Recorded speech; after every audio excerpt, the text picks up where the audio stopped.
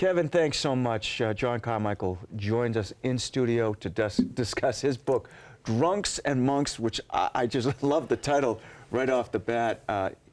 You know, you had a legal career, a very successful legal career. Things were going great. And then you just abruptly ended it. Tell us about it. What happened? Well, thanks, Jay. Nice to meet you and Bishop Reed. Yes. I don't know that I abruptly ended it. You know, things happen in life. Wife left, mom got diagnosed with terminal cancer. This all happened in the span of about a week and a half. And I found myself living in hotels and completely disoriented. And I knew I couldn't practice at the level that I was on. And I thought I should duck out of there before I was asked to leave. So I needed to get my head, or I thought I was going to try to get my head screwed on straight, but instead I picked up a glass of whiskey for the first time because Really? I had been raised in an alcoholic home and had sort of decided I would never touch the stuff, which is a common resolution that we children of alcoholics make. But at that time, I thought I could use a drink. So that set in motion a series of unfortunate events, which are the subject of the book. Some of it's funny, some of it's tragic, but it became pretty serious pretty quickly. And so that's the long and the short of it. In the span of a month, what I thought was the most carefully planned life turned into something completely unplanned. I wasn't working. I had some savings. I was living up in Malibu in a shack with too much time on my hands and far, far away from God and the church. Mm-hmm. So. Now, I love Malibu, but you were living a real roller coaster ride at that time in your life. And this is, if I might call this a raw memoir of that roller coaster ride from alcoholism to a very lively faith.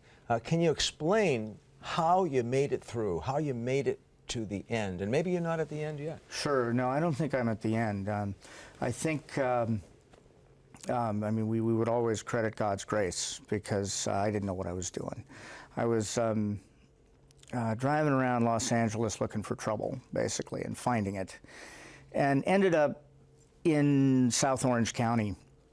And I moved to a place that was equidistant between the St. Michael's Abbey, where the Norbertines live, and the famous Mission San Juan Capistrano, the home of the swallows that return every year.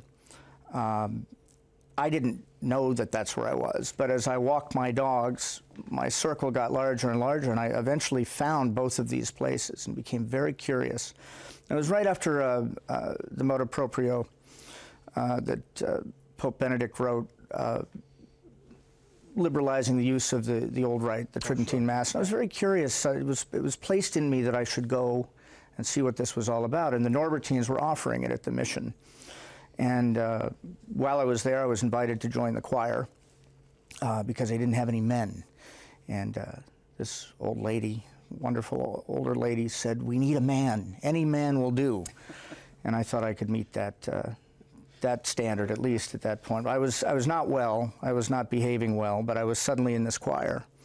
And they found another man, a Bostonian named Richard, and he was an accountant. I'm a lawyer, and we learned how to sing the old rite of Mass, and it was a beautiful thing. But it wasn't in my mind to really clean up my act. But I was placed in that environment almost against my understanding, and it was very mysterious, very beautiful. God's ways are not our ways. Right. Was it almost a healing experience to write the book? It was, they say the best memoirs are written post-therapy, so I had done a lot of the healing and working in recovery well before I put pen to paper. Although I had written part of it, I started parts of it while I was still, you know, not in the best form, but I couldn't finish it. I started it drunk, but I couldn't finish it drunk, so it's a good lesson. But there's so much more to it. I had a general confession. I didn't really know what that was. Even though I was raised Catholic, I was guided by the members of this choir to make a general confession. And after the poor young Norbertine heard it, he said, we need to do a minor exorcism. And it's the kind of trouble people get in when they're inebriated like that. It's pretty serious, and it's an invitation to all kinds of demonic influence. So he performed a minor exorcism. He actually broke the confession and said, he said, you need to get a special book. He had a book of deliverance prayers, which made me nervous. Jerry Seinfeld once said, you never want anything done to you in a hospital that makes doctors say to other doctors, boy, I got to see this. Yeah. And I felt like I was getting the manager's special up there, and he said, kneel down and exercise ote, and I was sober a month later, and I've been sober ever since. It's been almost 6 years. Norbertine's a great guy, too. Yeah, I mean, very devout, very disciplined.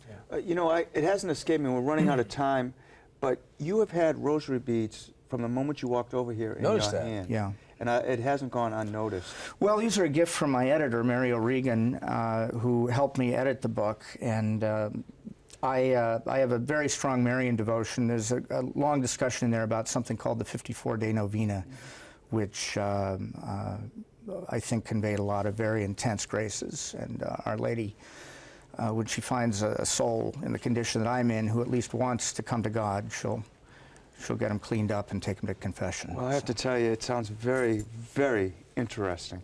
Where can people get a copy of the book, John? On Amazon. That's, see how easy that is? Sure, yeah. Drunks right and now. Monks. There it is right there. Thank you so much. Jay, very nice to meet you. Yeah, and I'm so glad that, you have found your way back. Thank you. And found your way to this living room. Thank you. Yes, it's great to be in Boston.